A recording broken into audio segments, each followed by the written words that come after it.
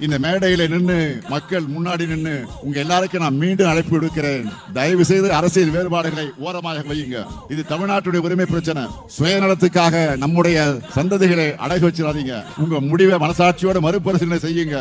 நல்ல முடிவு எடுங்க. அனைத்து கட்சி கூட்டத்துக்கு வாங்க. நாட்டோட வளர்ச்சி, தமிழோட தனித்துவம் சிலருடைய கண்களை உறுத்துது. அதனால இப்படி பண்றாங்க. உலகம் முழுக்க நம்ம தமிழர்கள் பெரிய பெரிய கம்பெனிகளில் பெரிய பெரிய வேலைகளில் இருக்கிறாங்க. அதுக்கு காரணம் ஆங்கிலம் கத்துக்கிட்டது. இந்தியை கத்துக்கிட்டு இருந்தா நம்மால இந்த வேலை அடைஞ்சிருக்க முடியுமா? முடியவே முடியாது.